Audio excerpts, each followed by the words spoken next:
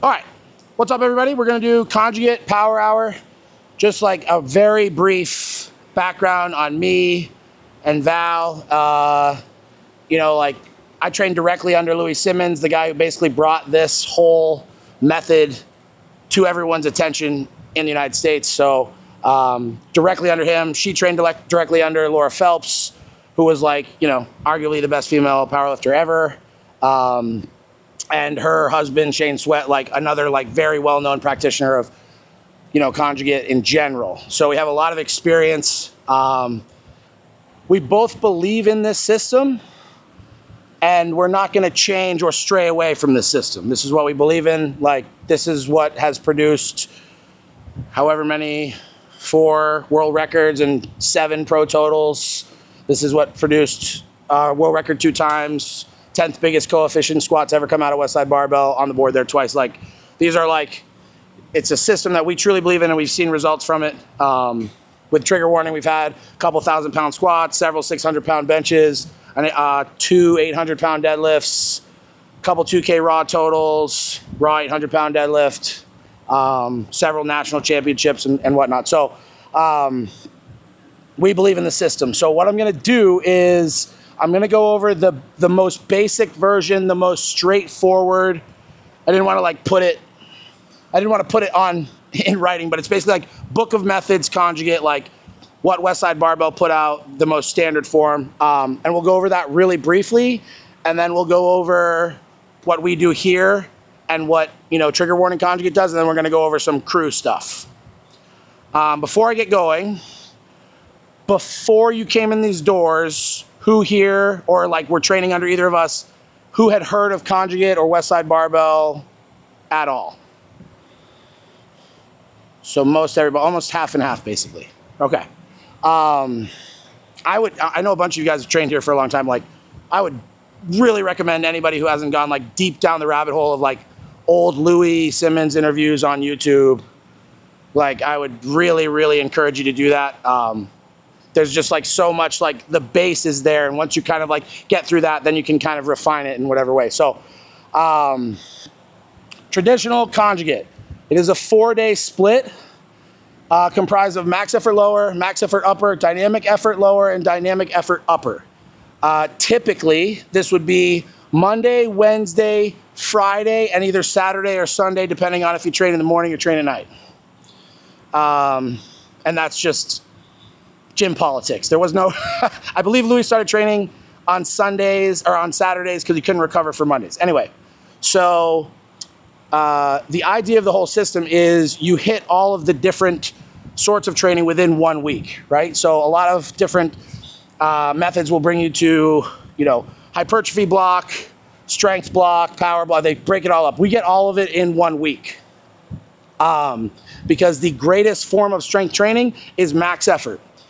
If you could come in the gym and max out all 3 lifts every day, 7 days a week, and not turn into a pile of dust, you would be the strongest person on the planet. Because that is the best way to get good at something is to do it over and over again. We can't do that, right? Obviously, there's a limit to that.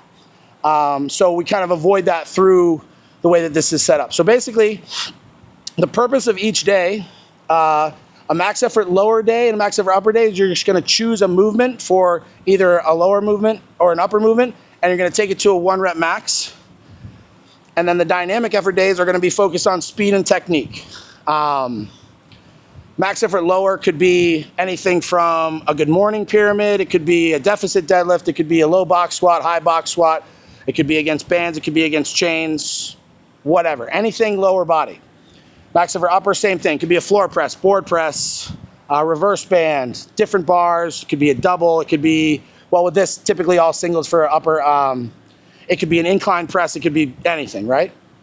The idea is if you have a record for a 4-board, a floor press, a reverse band, a football bar, a straight bar against chains, and a close grip 1-board, and you go through and you get records for all of those, and then you come back through and you have a PR on all of those, what you've effectively done is you've turned your straight bar, full range, straight weight bench into another variation. So the only reason you wouldn't be able to PR that according to Louis, would be because you're a mental midget.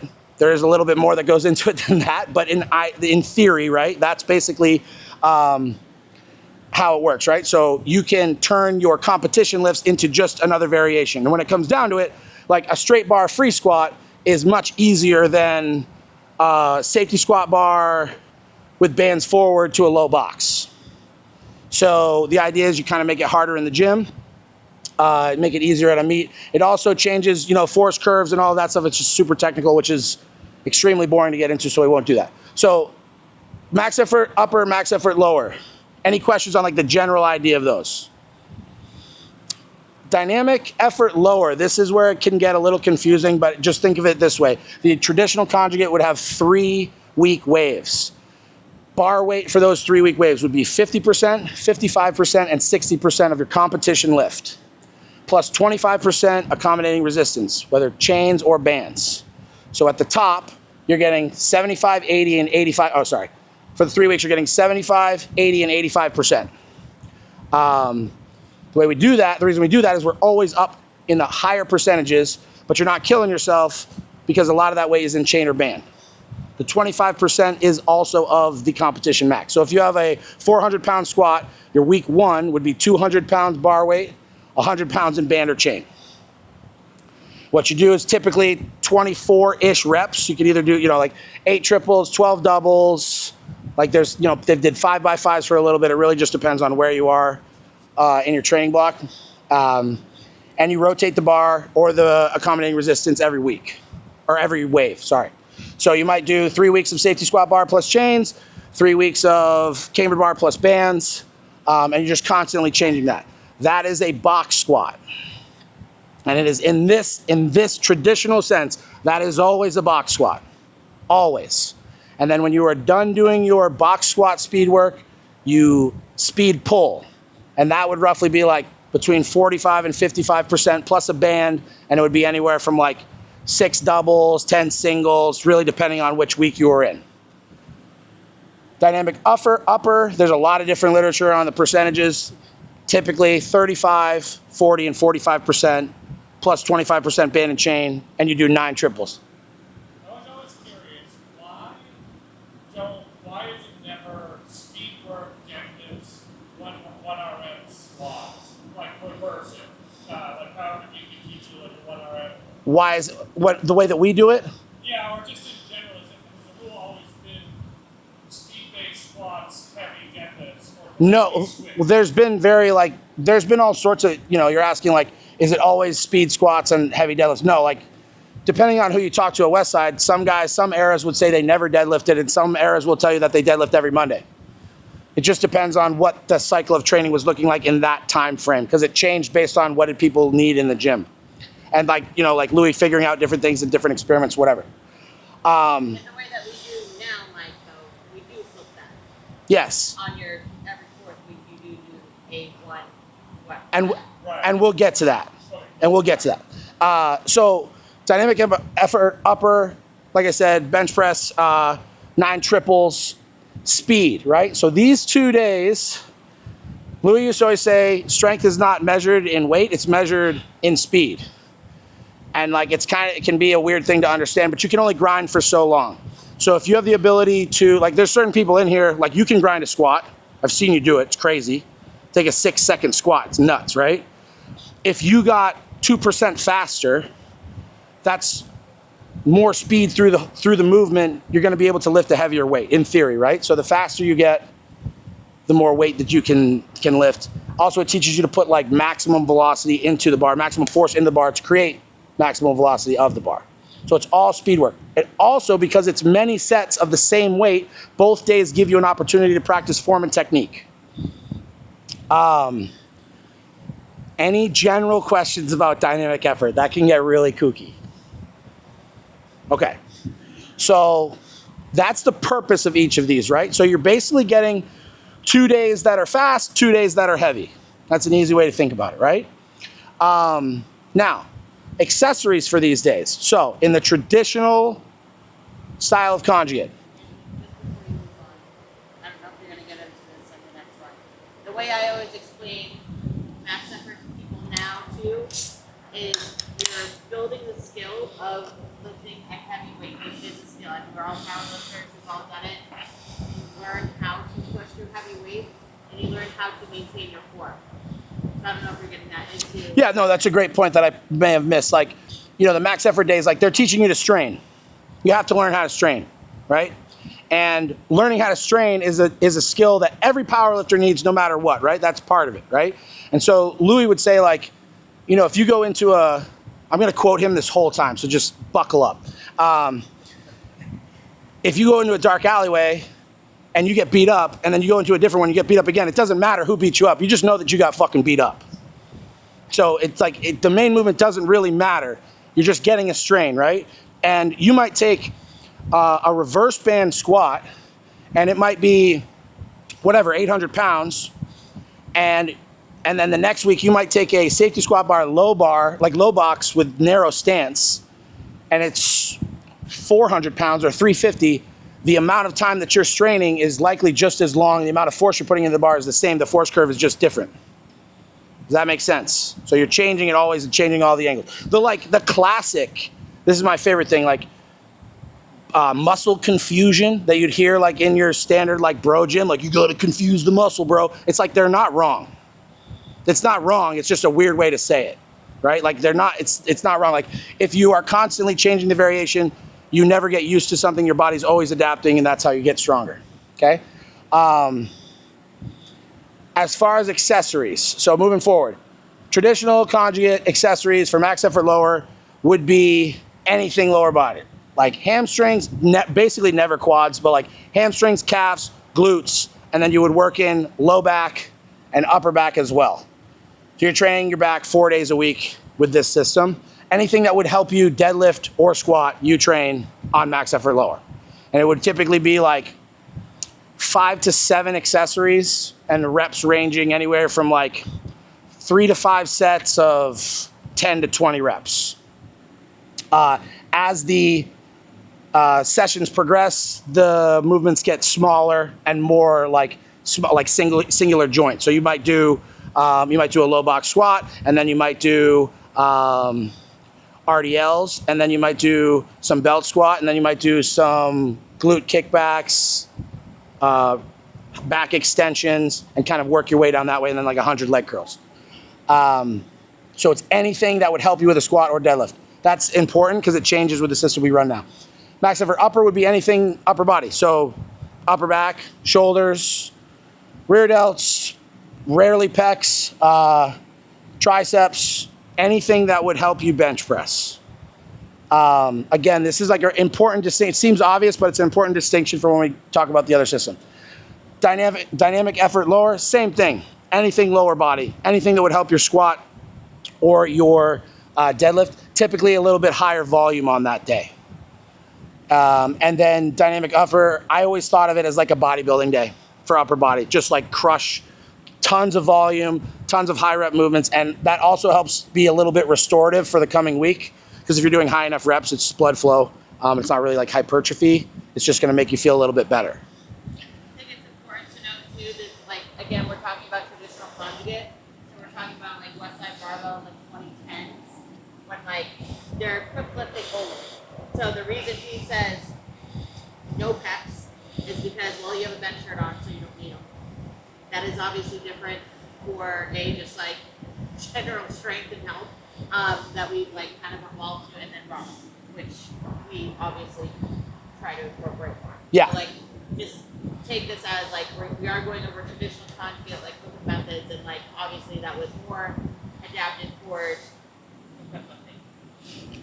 And why would they not have flexible in their own functions? Yeah, so this like the whole system was built for, it's funny because people will say it doesn't work for raw lifting when it really originated with ollie lifting, which is like the rawest of lifting, like the most unequipped lifting. But the beauty of conjugate is you can change it for whatever you need. So Book of Methods is tailored towards equipped lifters and likely big equipped lifters. So there are some different things. Circumax, so that is the peaking cycle when we're talking about traditional conjugate method. I don't think I'm supposed to say conjugate method. I apologize. Conjugate thing, so Circumax is a peak. Basically, we could get into percentages. The first time I was exposed to it, it was 45% bar weight, 55% band or chain. And it was a motherfucker. Really hard workout, super heavy overload. You do it 21 days out, you take a huge squat. And then the following week, you take 75% of that squat, and then you kind of take your volume way down and deload and go into the meat. Tons of enormous squats have been done with peaking with Circumax. Like arguably some of the largest squats in equipped powerlifting have been done with Circumax. Always done in a suit with the straps down to a box. And it's just like a huge overload. So like when I was squatting in the low thousands, my Circumax was like in the mid 11s at the top. Because we would do like, you know, blue, green, and purple bands. So heavy, what is that? Heavy, average, light band, all on one bar and squat to a box to a max effort, and then take 75% of that the following week in just our briefs. And I've seen some crazy shit with Circumax, but I've also seen people do crazy shit with Circumax and then completely fall apart at the meet. You can see that with any system, but it's important to note, like, that was a very popular thing. Like she said, in like the 2010s, a lot of people have kind of gotten away from it now. Any questions about the general before we move on? Just like the idea. I want you to just have like a blurry vision of Conjugate. Anything? What? You want to just do like a small word on like accommodating resistance. And, Yeah. So basically, get super technical, yeah. Like, why are you needing So accommodating resistance. As far as these 2 days, bands and chains are just a variation. It doesn't matter. It doesn't fucking matter. Like, it's just a variation. These days, it is going to show you, is going to help teach you to put maximal force into a bar, because if the band or chain is not on there, if you take a bar out and you bench it as fast as you can and you don't hit the brakes at the top, it's going to come out of your hands, right? You have to slow it down. So that's compensatory acceleration training, which is like speed training without bands or chains. Now, obviously, anytime you move a bar, you want to move it as fast as you can if you're doing a main movement. But when you put it against bands or chains, it's going to be lightened in the bottom. So you basically are able to get momentum until you get to the point where you have very good leverages. Once you're past midway, you have really good leverages, so it gets heavier as it gets easier part of the lift. With equipped lifting, it's really important because it gets heavier at the top, because that's where the gear runs out. That's been a big thing that people shit talk and hate about Conjugate, is the bands and chains, and it's not real weight, and we all know it's not real weight. It's just a training tool. One of my favorite quotes from Louis is when he said that people say he didn't invent bands and chains, and he said, I didn't invent toilet paper either, but I'm smart enough to use it. So, any questions, general Conjugate stuff? All right. So, the 4-week wave instead of the 3-week wave. I have gone over this like extensively, many millions of times. But this will be a good place for reference for any of you guys. Like if you're ever wondering how the training's looking, whatever, right? So our 4-day split, and this is a combination, like a lot of this stuff, all this stuff, I wouldn't say all of it, but a lot of this stuff is just me taking, you know, bits and pieces of the different people that we've trained with, because morning crew at Westside trained different than night crew at Westside. Like it was laid out in a totally different way, and like not totally different, but it was noticeably different depending on who you trained with, right? And then if you go down to the sweatshop, they're going to train different with a different style of Conjugate. And then if you're training with just Dave, like we were, like that's a different style, right? And then if you spend your whole day thinking about it, you're going to come up with other bullshit that you can mix into it. So it's kind of a combination of all that stuff. We've taken what we like and left what we didn't like.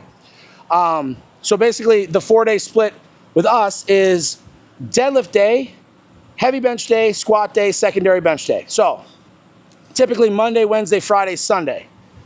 Deadlift day is deadlift day. So you deadlift and then you do accessories associated with deadlifting. So that would be hamstrings, glutes, low back, mid back, maybe a little bit upper back. You could do biceps, calves, right? Abs.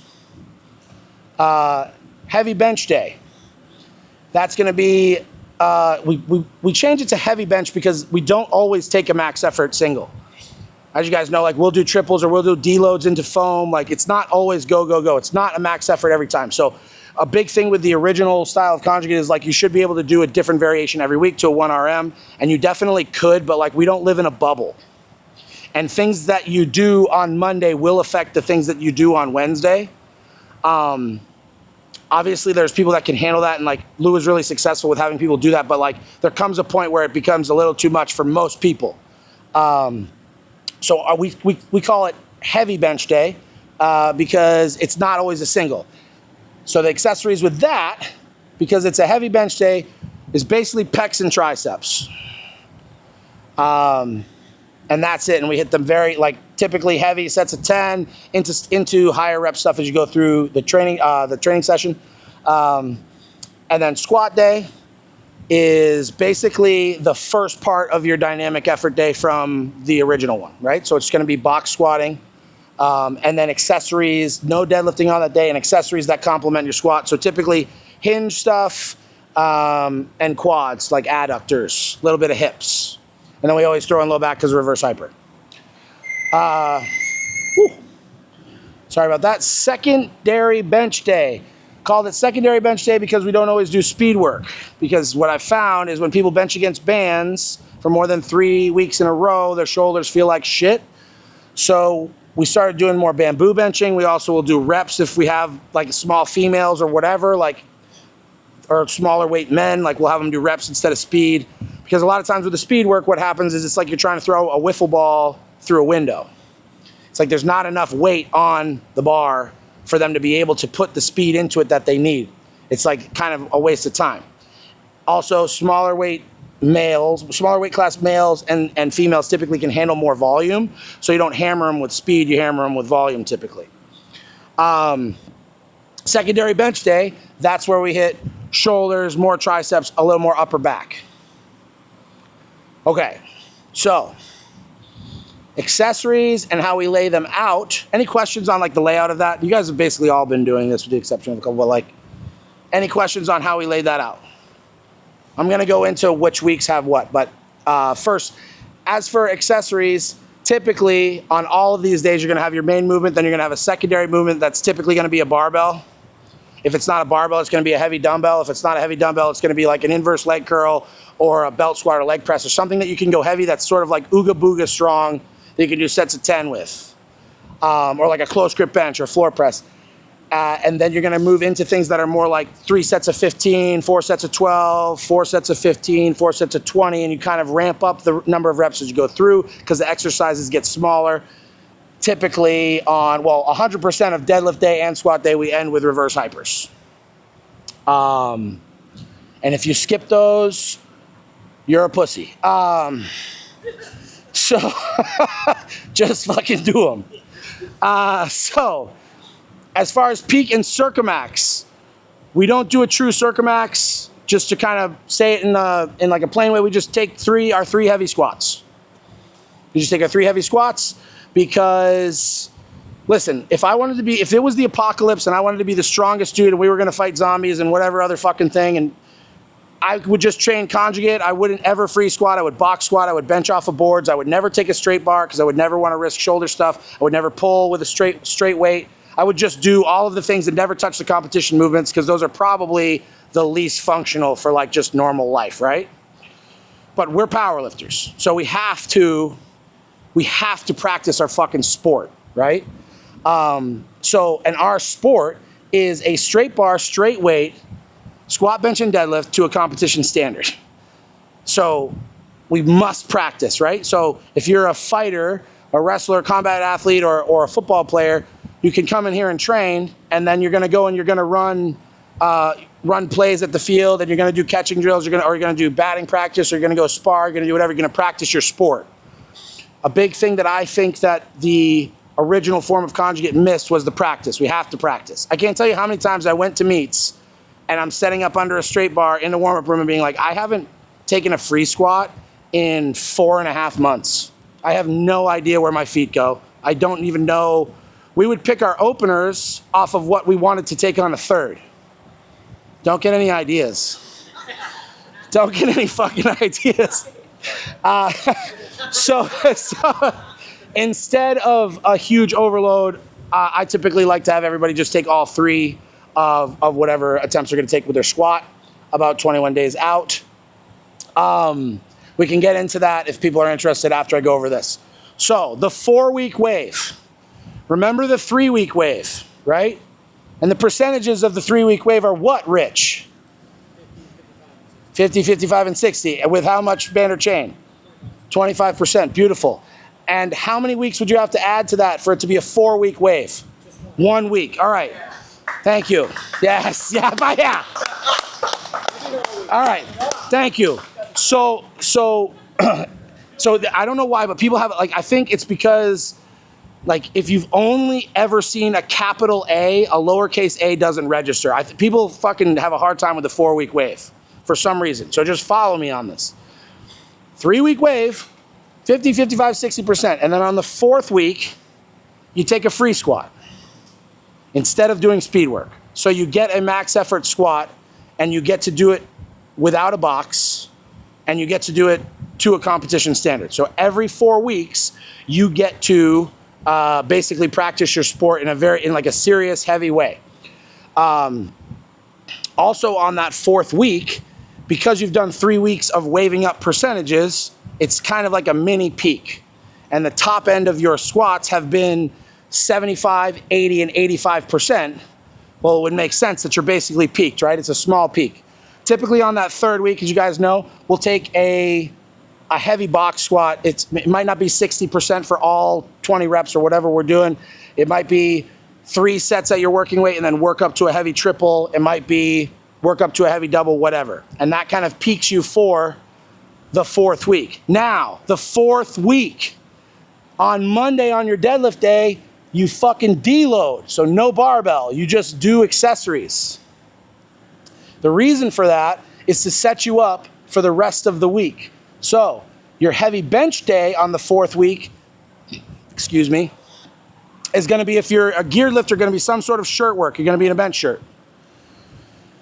If you're a raw lifter, it's going to be something that's close to a competition bench. It's going to be a half board straight weight. It's going to be a floor press, a small reverse band, a close grip double with a pause, whatever. It's going to be something close. And then the squat day, you're going to take some free squats. And if you're a geared lifter, you're going to put on some more gear.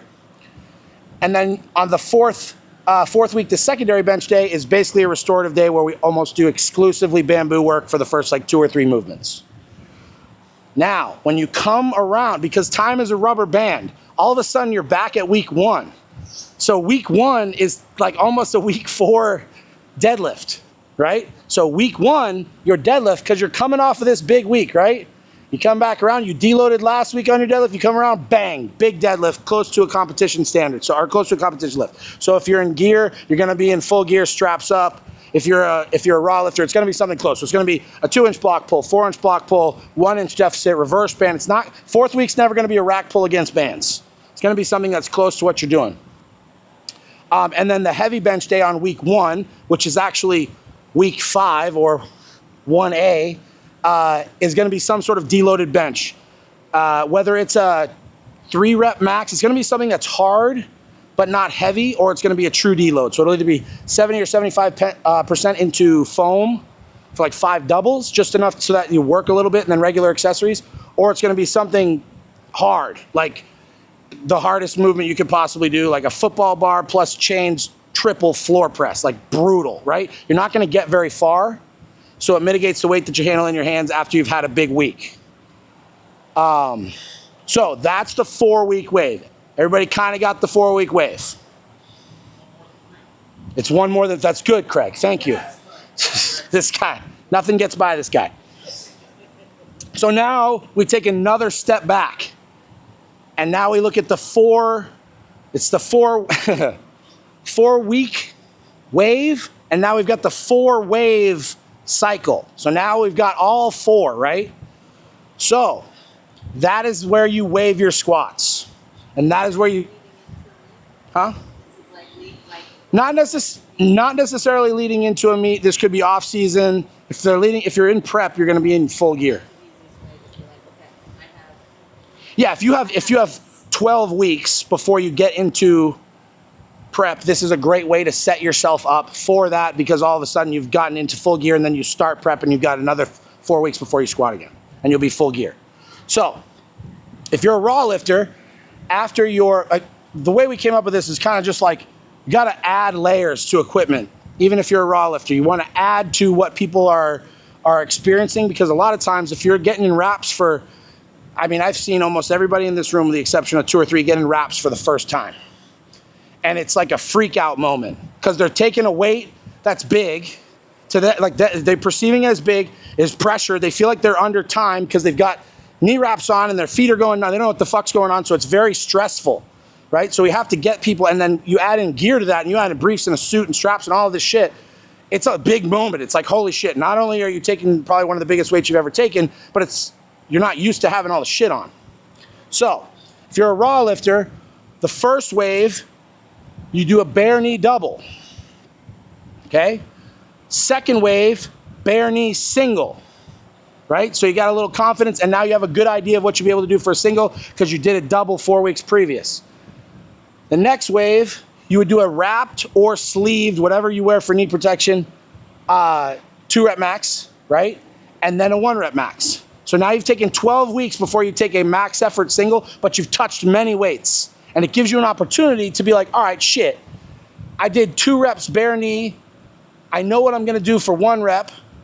And then it's like wrapped double. At that point, a lot of times people will take their best squat for 2. And it gives them a ton of confidence going into the next wave. If you're in gear, wave 1 is briefs bare knee, 1 RM. Then briefs wraps, 1 RM. And then suit with briefs bare knee for a 1 RM, and then full gear for a 1 RM. And what this sets up is a really nice thing where you've got your briefs on. If this is your first time getting in equipment, you got your briefs on, great. It feels crazy because you've never had them on or whatever. It's the first time free squatting, and it feels sketchy. You got bare knees, but you're probably taking more than you squat raw, whatever. And then the next time it's like, oh, briefs. I've had these on for some box squats, so I know what they feel like. I guess I should note that. If you're box squatting and you're in gear, you're always in your briefs. But you go briefs and wraps for the second one. Now you're experiencing wraps with the briefs. You've got less to learn in that moment. You've already squatted in just briefs. And then on the next one, so let's say you squat 500 bare knee in briefs. And then you put wraps on and you squat 550. All right, sick. Now you go suit and bare knees on the third wave. So you've got straps, and it's like, wouldn't that be pretty cool if you squatted 555 with bare knees? You just squatted 550 with wrap knees, but you can trick yourself into like a nice little PR because you're wearing more gear. And then by the time you get to the full gear, you've experienced all the layers, you've experienced the straps, and you've kind of adjusted to it. So those are the like the 4 waves of the 4-week wave.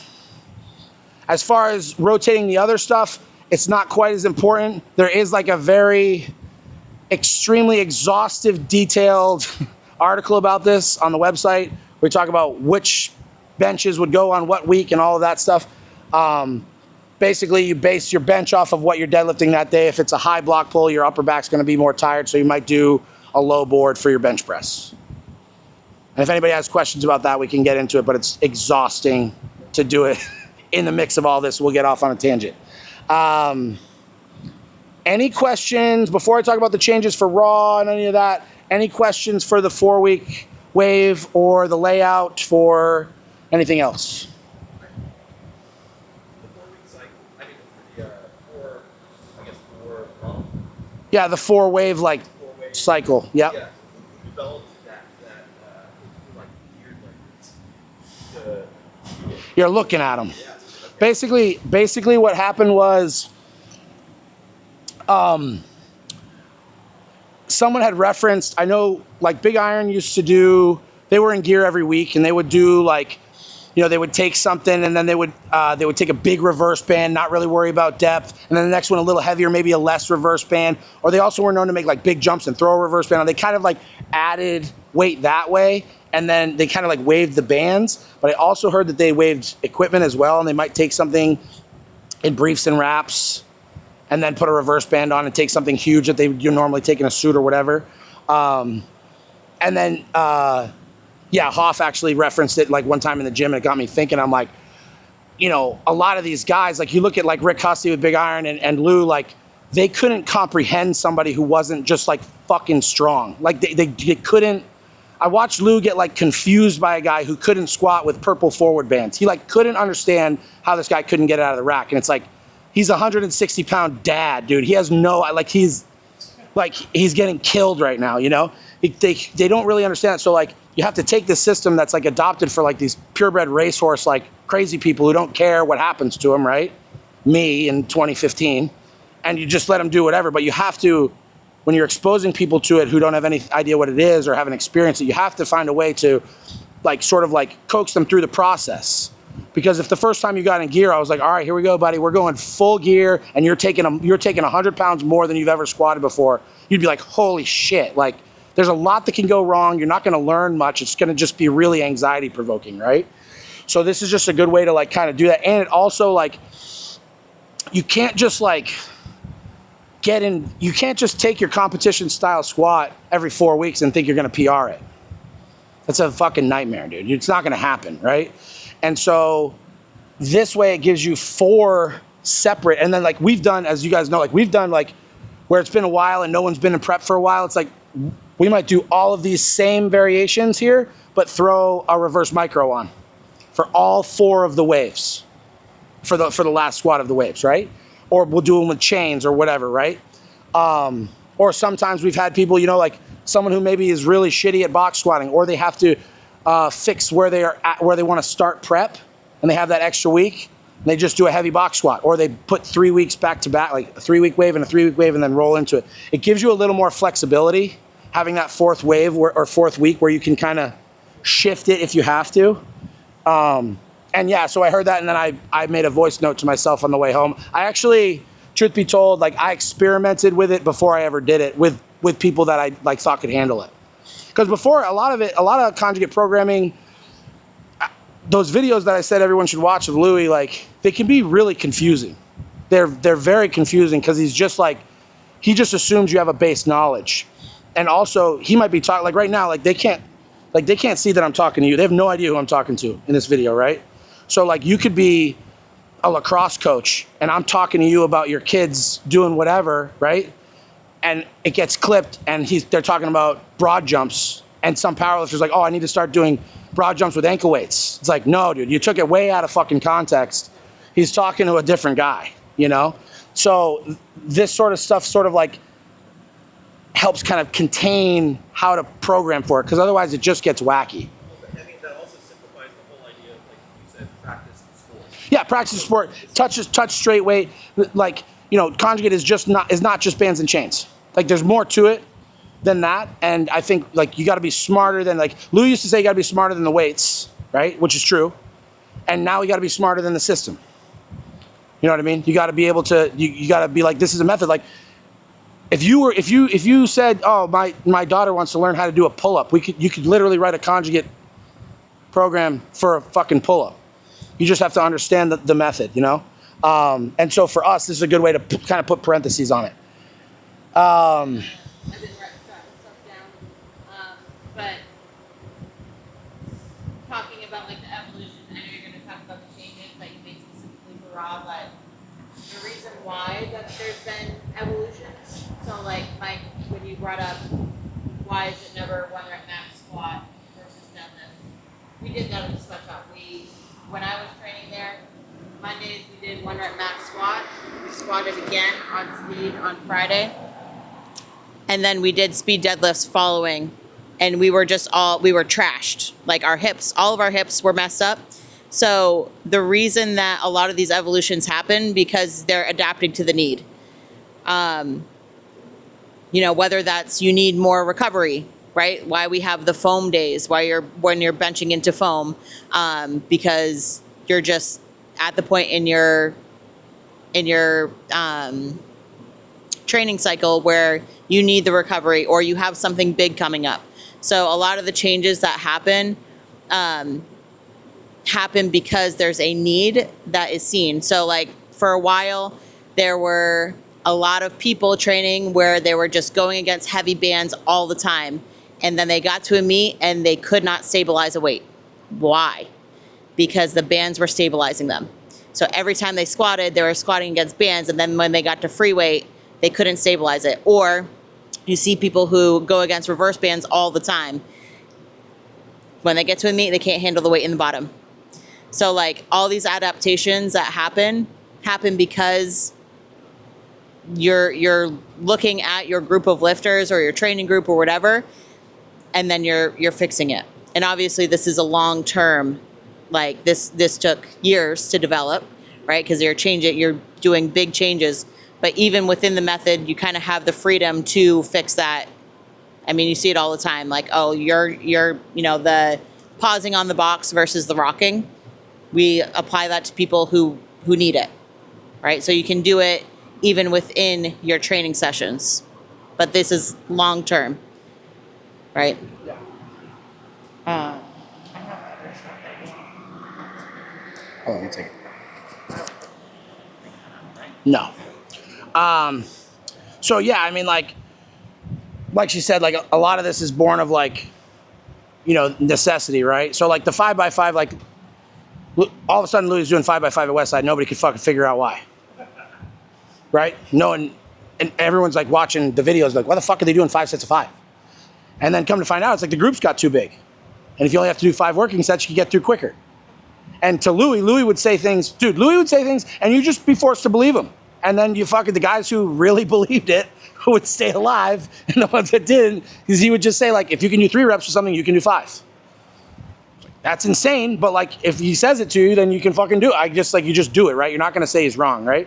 So a lot of it is born of necessity, and like, there's different, I mean, I was there when a massive change happened at West, like, I remember the day, it was fucking crazy. I don't know if I've talked about that. I think I talked about it on a podcast once, but so like, when I got there, the first movement I ever did at Westside as a member, or I was still in my tryout phase, whatever, but my first one after I moved there was a 2-inch deficit conventional deadlift. And I was bummed. I was like, I fucking hate max effort deadlifts. This is ass, like, fuck this. But we did that, and then like I literally for the first, I'd say for the first 8 months there, I probably deadlifted something heavy.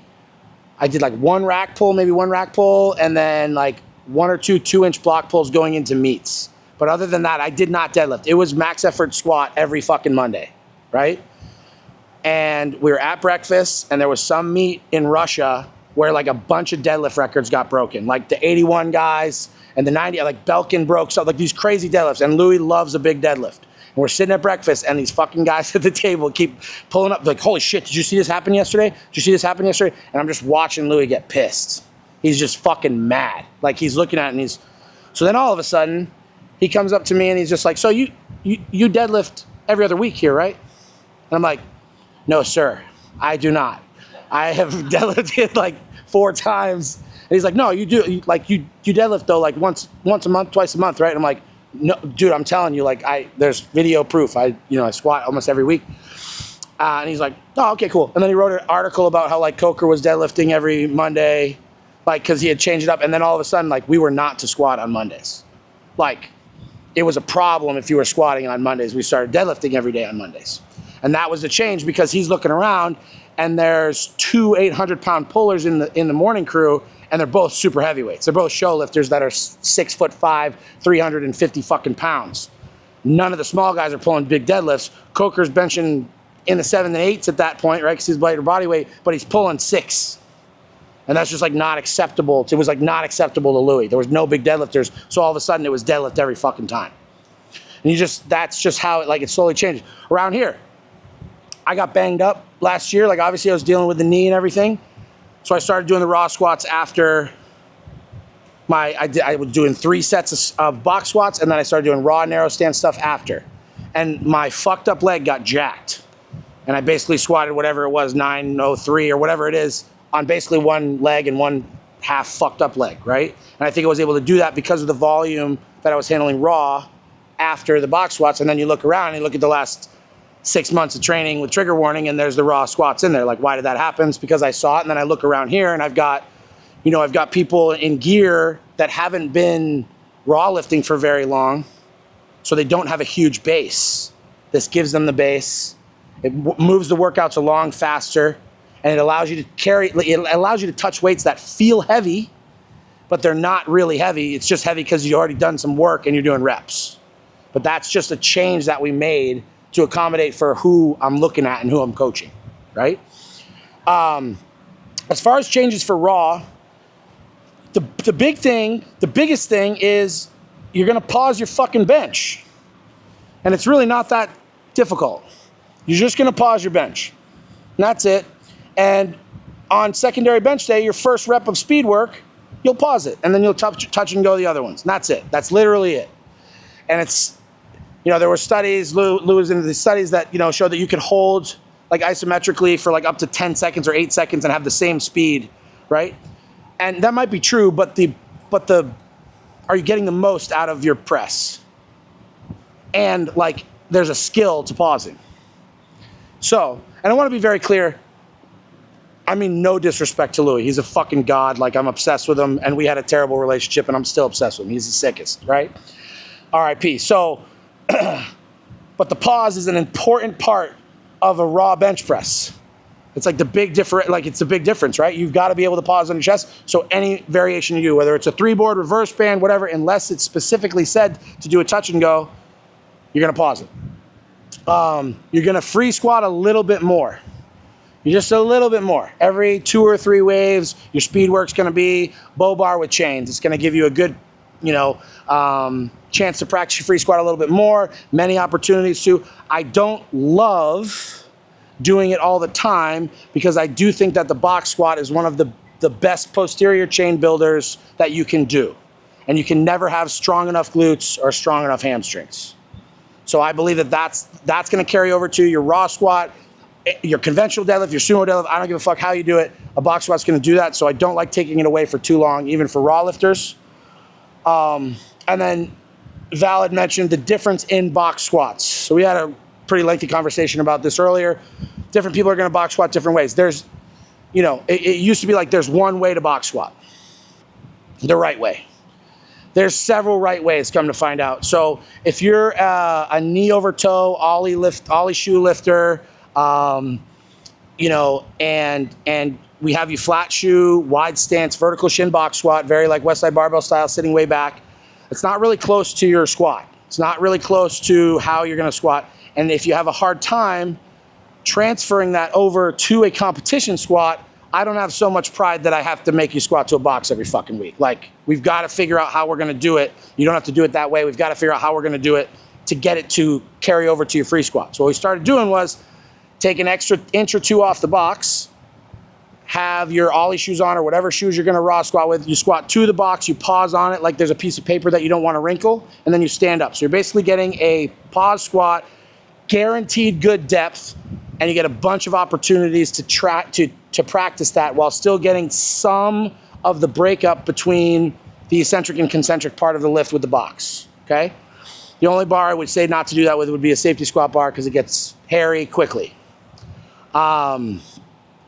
So that's a big difference. And then, guys like Mike and now Jack too, if you're in gear and you're having a hard time carrying over your box squat to your free squat, it's because you're relaxing your hips, rocking back, and coming forward. It's breaking up the eccentric and concentric chain, right? And that's how you're going to get strong as fuck. But if you don't know how to turn your squat around and come up the other way, or you get really rounded, right?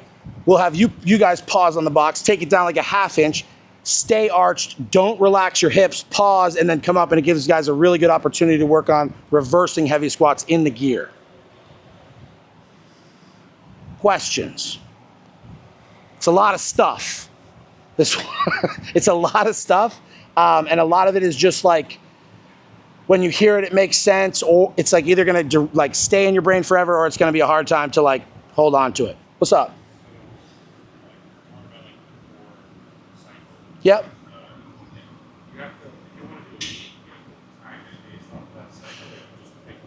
So do you have to time your peak off of the 4-week wave, like picking when the meet is? Like if I wanted to meet next year. Yeah. Do I have to time it off? No, so you will within the 10 weeks. Like, he's asking like, do you have to pick meets that fit inside of you? This isn't concrete. It allows you to shift it a little bit. So it's just like, you pick a meet and you're 12 weeks out or you're 13 weeks out, it's kind of offset, it's kind of funky.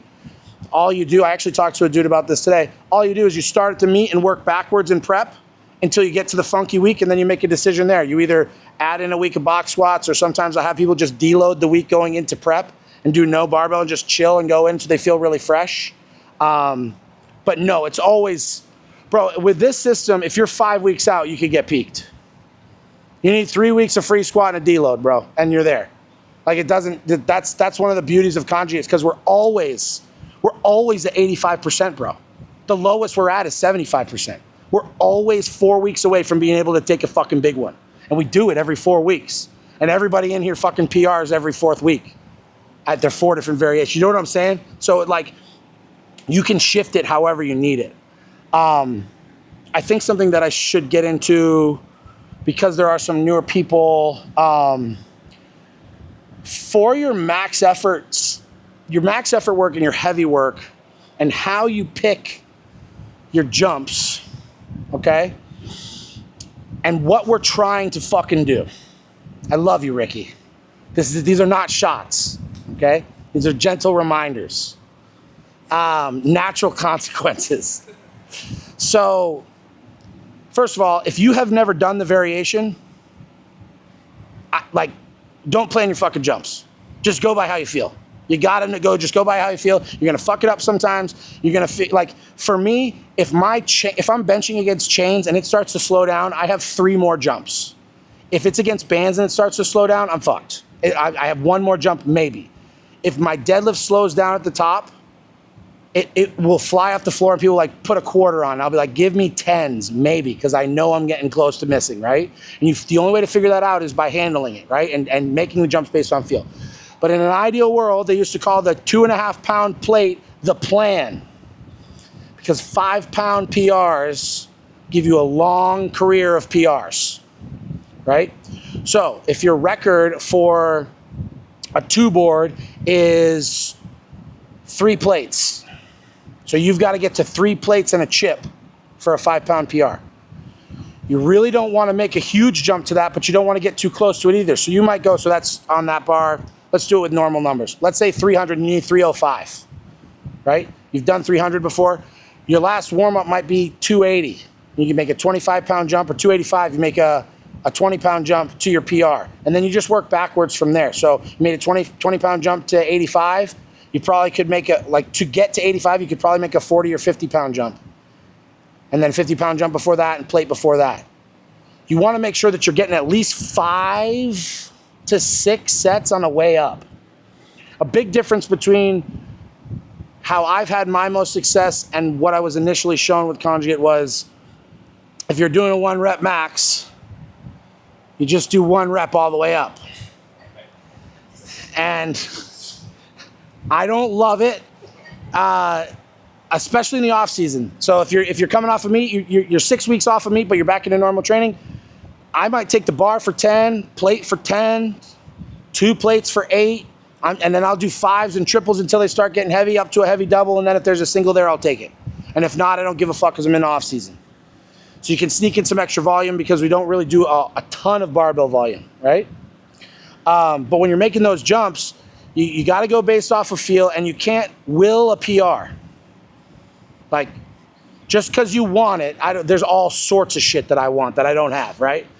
Believe it, right? So, like, just because you want it doesn't mean you get it, right? You get what you deserve, right? And so it's like, when you're making those jumps, you get, let's say that situation, it's 305, you got to get to 305, your best is 300, you take 285, it looks like hammered shit, you were up all night, you had a tough day at work, you're done. Be done for the day, crush the accessories, and move on. Not in the business of missing PRs. And then on the flip side of that, when all of a sudden you walk in here and you have a random day and you're like 5 pound PR, and then you take a 20 pound jump, 25 pound PR, and then you make another 20, 45 pound PR, cut it and move on. You're having a really oddly weird day that you're really strong, that's not going to tell us anything. All that's going to do is frustrate you the next time you come around to that variation. And we've all had those. And mine's a pin 3 rack pull. What's yours? Also, Pin 2 rack pull. I knew you had one. It's like, everybody's got that one that you're like, motherfucker. I had one day where I was on fire. And it's like, you adjust. So like, you want to stay in the middle. right? So you adjust your training if you feel like shit. You also should adjust your training if you're feeling really oddly good for some reason. Train hard, of course, but that's not really the time to pull the trigger. The time to pull the trigger on the crazy big jump is when you have one deadlift left and you say, I fucking feel stupid strong, give me a big one, and go for it. You know what I mean? And again, Rich, thank you for your service. I appreciate that. Huh? You're saying out of here. At a meet, I'm saying, not in the gym. You told me that I didn't always get what I wanted. And unfortunately for you, I deserved. You deserved, yeah, I said you don't always get what you want, and you did get that particular deadlift. Also, when it comes to jumps stay the same or they get smaller. They don't get bigger. So you wouldn't go 320, 360.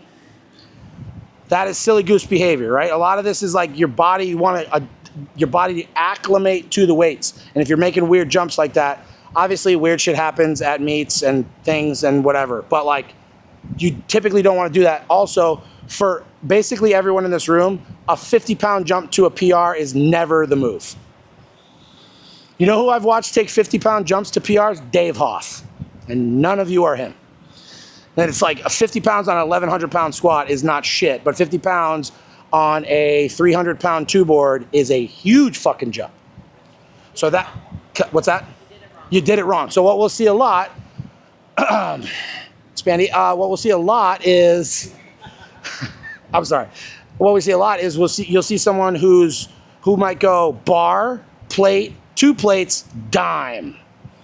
And then it's fucking hard. And it's like, well, he made a 90-pound jump, a 90-pound jump, and then a 20-pound jump. What that 20-pound jump tells me is you fucked up that second jump. Well, I flew 5 up to 1. Dude. I'll also say, like, Ricky, you're very new to this. Craig, you need the database. So, like, with Conjugate, you're going to end up with a list in your phone that is... I was saying for new lifters, you need a database. So for Conjugate lifters, most people, unless you're analog, you have a list in your phone of all of your movements. It's going to take years to build, and you might not come back to that movement for another 8 months, but then you have that starting point of being like, okay, the last time I did this movement, I got 185. I'm going for 190 today. But when you're first starting out, you don't have that database, so it's a little bit harder, and that's just part of the learning curve.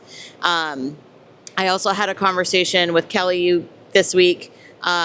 She did a variation where the chains were very near her max, and choosing jumps was tough.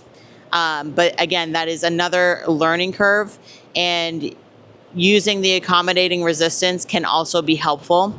With bands, it's a little less clear, and I don't really suggest that you find out the resistance of your bands because that's going to vary person to person, and also vary the band that you're using. So it's not super useful. Chains, it's a little bit easier, but use that as a tool to gauge, okay, in Kelly's case, you know, her meet PR was 203 for a deadlift, or 214. Shit, sorry, 220. So like, you know, 2 jumps into her deadlift, she was damn near her 1 rep max at the top, right? And so unfortunately I didn't have that conversation with her beforehand, but I had it after, and now she's going to be more prepared going into her next movement. So there's tools that you can use, but most of it is going to be auto regulation, and you just need that experience, and then of course like that database. Yeah, and the best, what's that? The best part about this is that some of it, like a lot of it doesn't matter until it does. So it's like, if you're programmed for 4 chains and your best bench is basically the bar plus 1 chain, just go against the 1 chain and that's okay. All that matters with this stuff is, Rich, what does a blue band weigh? The answer is it weighs a blue band, and that is what it weighs. It's more important that it's consistently set up than to know the exact numbers of it. Yes? Why are specialty bars important? Specialty bars are important because they are, well, A, just another variation, but they work different areas of the body. So like, Camber bar is going to be more hip because the weights hang lower. Safety squat bar is going to be more quad because the weights come out in front. And they also work your upper back quite a bit. Bow bar is just a lot easier on your shoulders, but it's going to be a little more hip dominant. That one's sneaky. I always think it's going to be easy. It's not easy. I suck at that bar. And so when you change the angles, you get a different stimulus. You know what I mean? So that's why a lot of, like, with the Bulgarians and shit and the Russians, like when they would do daily maxes, and it was just a daily max. So, and it would just be, you know, it might be a snatch off a 1-inch block or standing on a 1-inch block, and they would literally do it every day, and they would work up to like a 90% and then call it. They had so many records, and everything was just based on feel. So like, if you change the angles of things, you can do them more frequently. Realistically, you could probably squat twice a week and deadlift twice a week if you were really honest with yourself and you could feel everything and be like accurate with what you're feeling. You could just change. You could do it. You could train every day. It's just really hard to auto-regulate, and it just adds a bunch of stuff to worry about. You got other stuff? Yeah, I just got like some general hang-ups for new conjugate lifters. I mean, we've gone over. So just talking about like general hang-ups for new conjugate lifters. The meat and potatoes, we've talked a lot about your primary movement. You will burn out fast if that is all you're doing. There are accessories programmed for a reason. You need a foundation. Otherwise, yeah, like you do anything, you could just pick up dumbbells and you're going to get stronger, right? But that has an end range, especially if you're expecting your body to do things that the average person is not going to do. You need to have the foundation. So I've seen it time and time again that people come in here, especially when you're working with a crew, because it's very exciting to do your 1-rep max. And yeah, you feel awesome and you lifted a heavy weight and see you later. See you next time.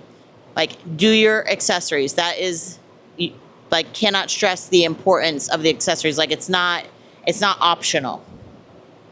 Jack. I heard something that resonated pretty good, like earlier on, where it's like the max effort days or the heavy days are all out. It's just a weird assessment, and then the accessories is where you hit your weaknesses. Like if it was hard at the top of a bench, then you try some hard accessories.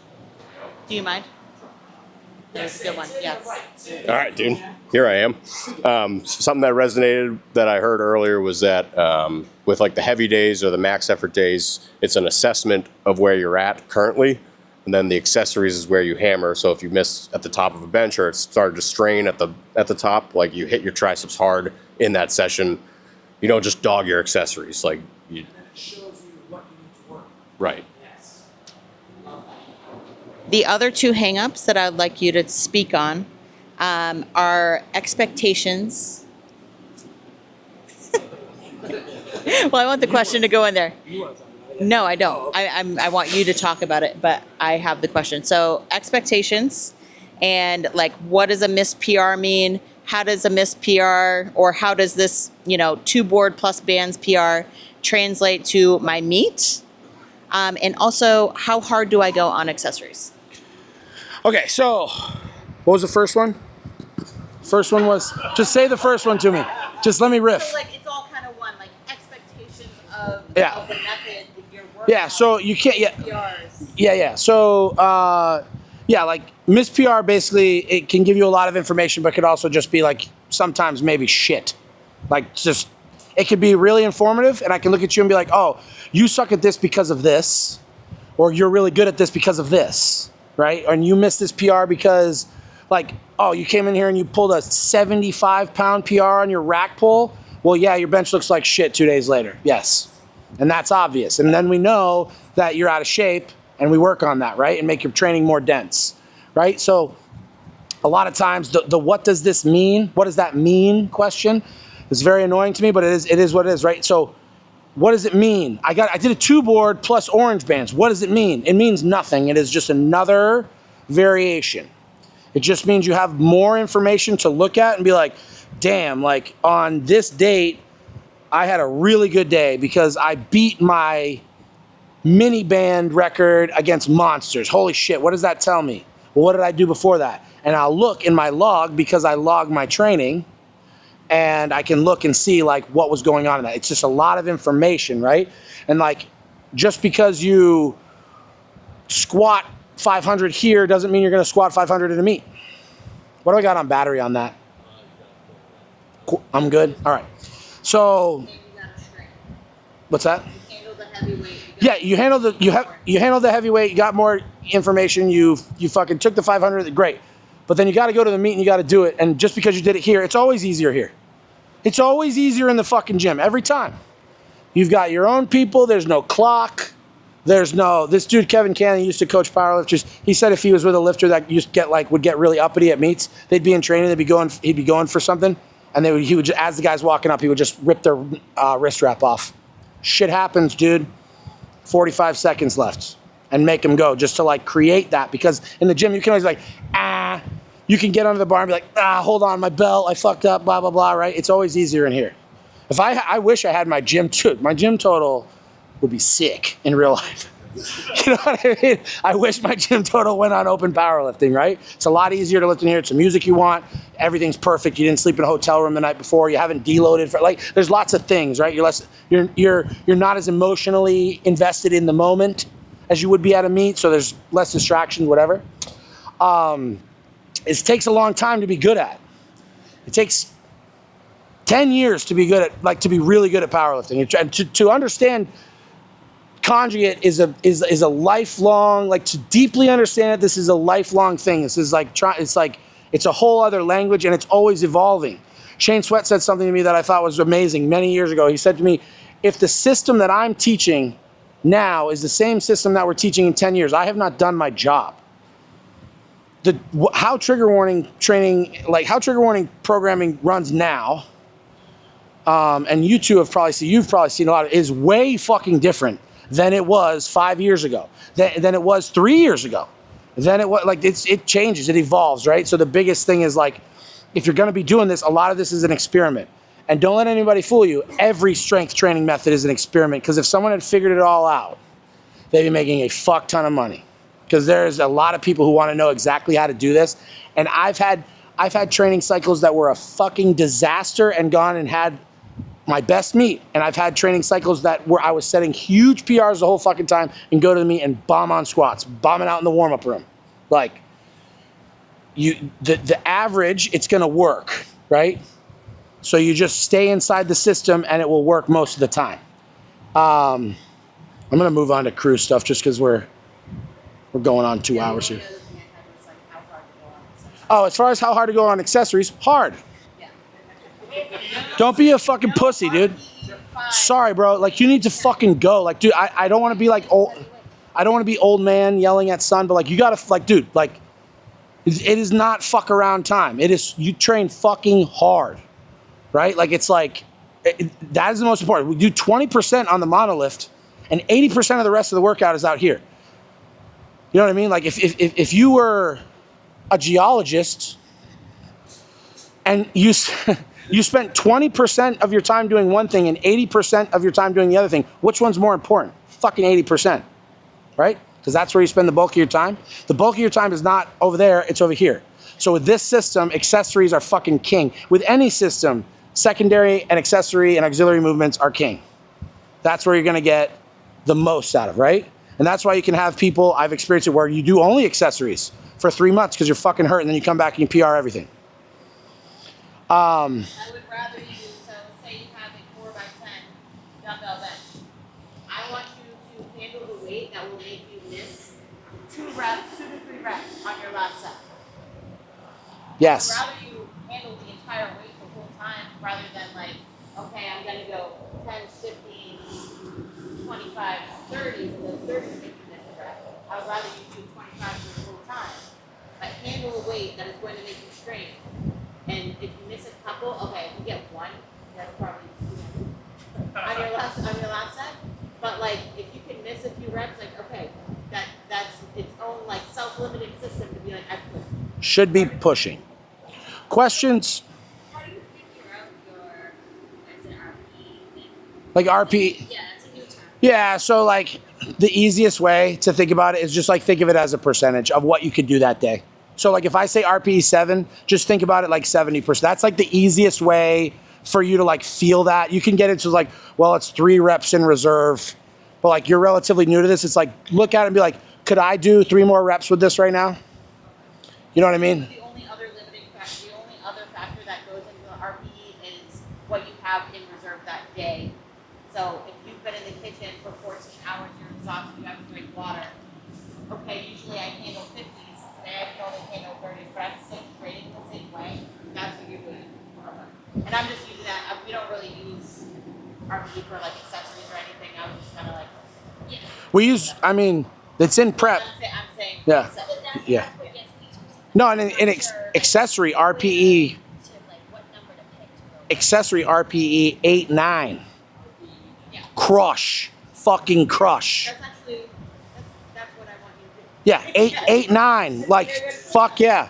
All right, so any questions about conjugate stuff? That horse has been beaten to death, but I think this is important stuff, right? All right, crew dynamics and a bunch of buzzwords. Rules, expectations, up to you, honesty, accountability, friendship, coaching. It feels like the connections game. Anybody play New York Times games? New York Times connections, trying to, anyway. So, all of these things are 100% up to you and the culture that you are in and what you're doing. That's it, right? So I've known crews that have trained together that never hung out outside of the gym. I've been with crews that hung out, like the people that I'm with now, like I love them to death. Like these are my best friends. I see them 4 times a week. They all could fucking have my house. Like I love these people, you know what I'm saying? So like, and everywhere in between. I've trained with people that I fucking hated everywhere except for in the gym. And I hated them in the gym too. You know, I've done that, right? So all of these, the rules for your crew are up to you. The expectations of what you want people to do are up to you. What's up to you is up to you. Honesty, whether you give a shit if someone's being truthful with you as far as how hard they're working, why they're here, why they're not here, what they did at the meet, if they've been training, if they did their reverse hypers after you left. Accountability. Do you want accountability? Do you want to be able to come into your training group and work out and not have anyone say, yo, dude, why are you mailing this in? Or do you want people to say, hey, motherfucker, like, let's go. Like, we're here to work. We're not, you know what I mean? And that is completely up to you. Do you care if it's friendship? Do you care if it's coaching? Because I've had that conversation with many people too, where I look at them and I say, you want me to be your friend? You want me to be your coach? Because I can be either one of them, and it's really up to you. And it's hard to ride the line of both. You know what I mean? But most people say, I want you to be my coach. And then I look at them and say, you look like fucking dog shit. And then they don't want to, then they want to be friends. And I'm sorry. And then they want to be fucking friends, right? So as far as a crew, I could sit up here and tell you what the rules are for us with Night Crew. Like I could tell you what it was. I could tell you what the rules were at Westside. I could tell you, and I could tell you what we expect of people who train in our gym. And all I expect of people in our gym, or we expect, is be respectful, don't be a piece of shit. That is the baseline. Like, pay us on time. That's it. Other than that, and even that's like bendable. Like, just like, that's it. But as far as all these other things, that's up to the people who are training in the group. And we can get into the importance of all that and go in circles forever. But it's like, like you two guys train in the morning. I see you guys training together a lot in the morning. And it looks like you get after it. And I've seen both of you be like, hey, let's get over here and do this. I've seen both of you say something to each other. So there's obviously either a spoken agreement or an unspoken agreement that it's like, yeah, we're going to have fun, but we're also going to get after it, right? And that's like, why the fuck else would you be here, right? And some people like that and some people don't like that. And it's like, I made a post about it today. It's like, Lou used to say, the strongest guy's job in a training group is to make the weakest guy stronger. And the weakest guy's job is to make sure that he can try and catch the second weakest guy. And it's all love, right? And it's all that's the thing, right? That's the culture that I really love. That's the culture that I want for everybody. But it's really up to the crew itself of what, it just has to be an agreed upon thing. And we've had conversations in our group of like what we want, what we don't want. And I know you guys have had that, and everybody's sort of different. The non-negotiables are You will spot and you will load for everyone, and it doesn't matter if they are fucking benching 100 pounds or they're benching 1,000 pounds. They will all get everyone will get the same attention from everyone, and everyone will get the same care. What I tell people in training groups is like, you know, act how you're gonna act, be the type of person, but whatever someone gives you, you should give back to them. So if they're loading your plates, you better fucking be loading their plates. You know what I'm saying? If they're hyping you up, you should be hyping them up. Coaching, are you talking to people in the group? Are you going to things like this? Like, this is great. Like, there's a lot of people here training together. That's awesome. Most of you guys training together. That's awesome. And this just helps you guys have a better base to coach each other and help each other along. And that only works with like knowledge and learning and all that stuff. So the crew stuff is really super vague. But I think because of the popularity of like people training in groups, like kind of on the rise right now, I think that it's important stuff. And I would say, like, the up to you can't be stressed enough. Because with the coaching, so are you going to be someone who is actively involved in other people's training? No one's saying that you have to, but you are going to learn less. If you're not, when I was training in the sweatshop, someone would do their lift, and if Laura was speaking, we were all listening because there's something that you can pick up. Justin, you did it at the Ed Sloan seminar when Ed was coaching me. When Ed was coaching me on my bench, you had a conversation with me after, right? Because you were listening to what he said. So those opportunities for you to learn aren't just when you're being spoken to directly. But again, that is up to you and how much you want to invest in this and how much. If you're just here for a good time, then, you know, like, and just moving your body, that's okay. Yeah. So just be honest with yourself with your investment. And if you do want to take it seriously, those are things that we can have a conversation about and be like, okay, well, this is what I see that you could be doing better in here. All right. So that's that. As far as crew dynamics, I don't have anything else to add. Any questions? I know you had asked me like what's expected of you, and I said like talk to your man. Like Ryan here kind of like quarterbacks a lot of the stuff, and it's like that's a great question for him. Like, what do you expect of me, and what can I do? And I think that like the more invested you become in your training group, the more fun you're gonna fucking have.